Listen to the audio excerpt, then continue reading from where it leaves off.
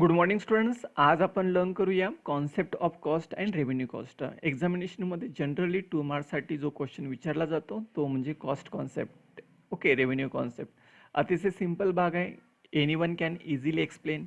हा कोणीही सहजपणे एक्सप्लेन करू शकेल असा तो भाग आहे.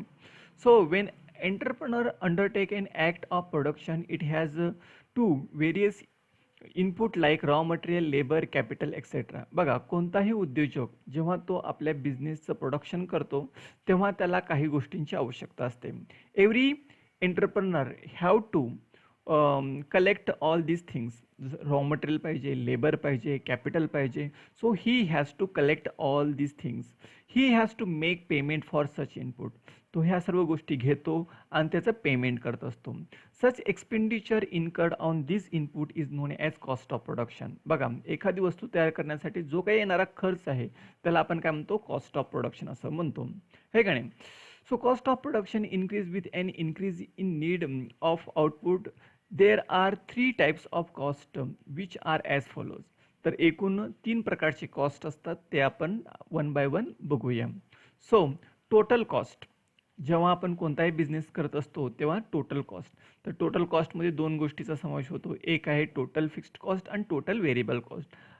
Total cost is the total expenditure incurred by firm on the factors of production required for the production of goods and services.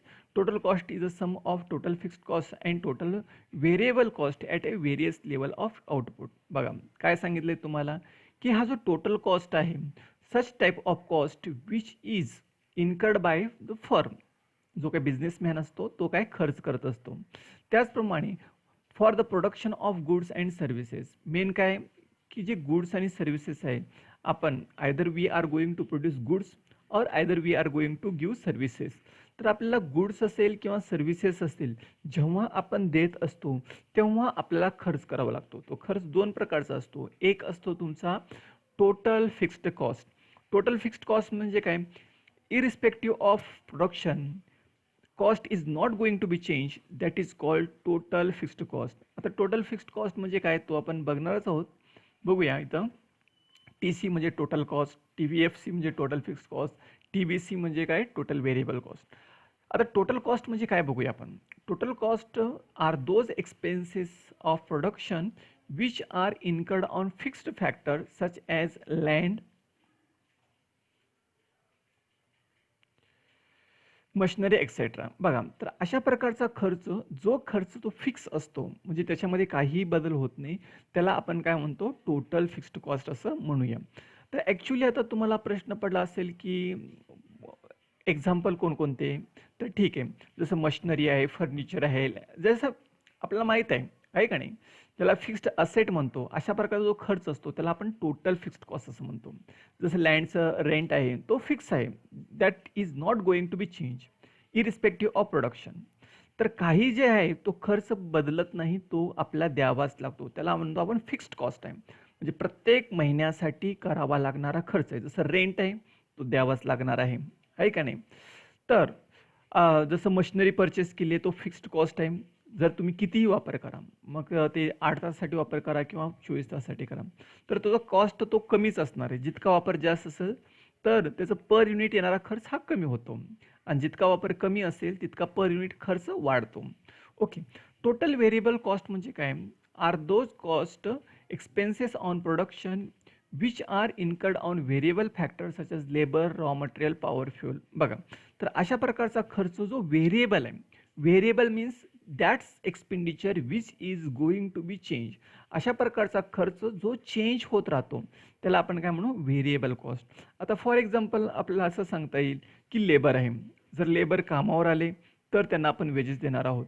Raw material, आपण जर प्रोडक्शन केलं तर त्यांना आपण पेमेंट करणार आहोत. Otherwise we are not going to paid any cost on labour. त्याचप्रमाणे power आहे, when we are going to produce any goods, that time we are going to use that power.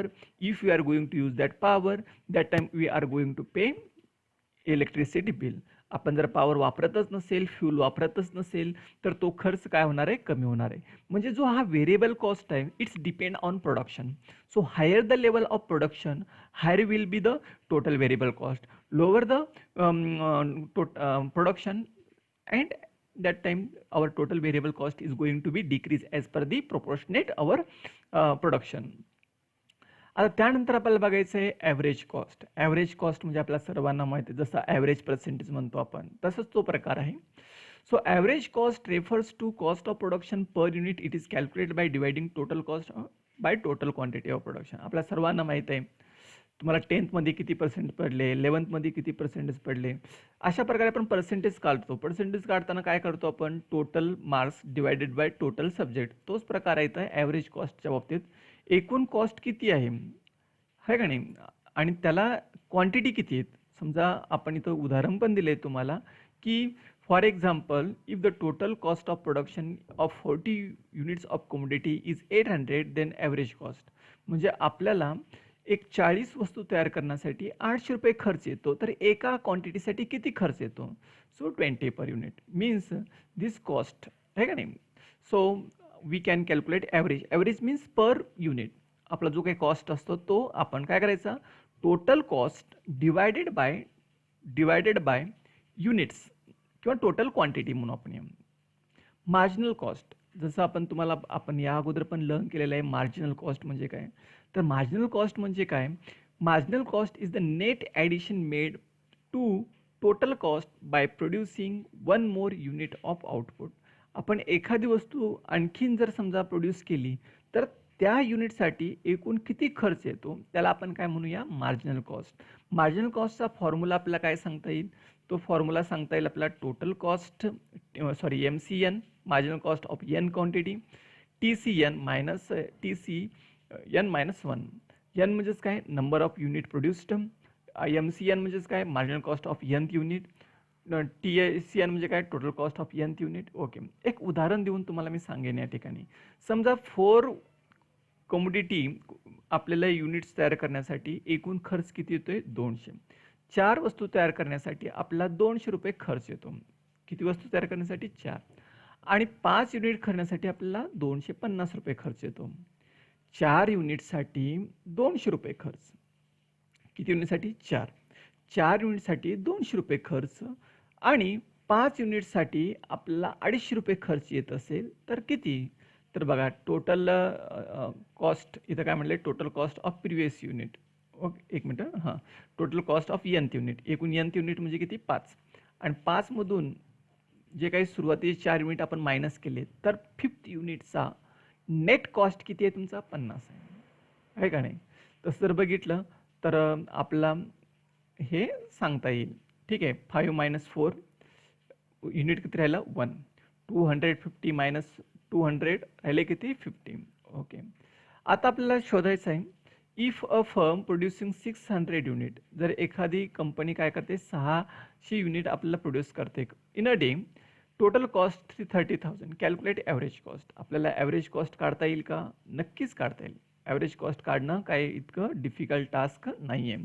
एकूण किती तुमचा खर्च किती आहे तुमचा, हे 30,000 आहे आणि एकूण किती क्वांटिटी किती तुमच्या 600 आहेत.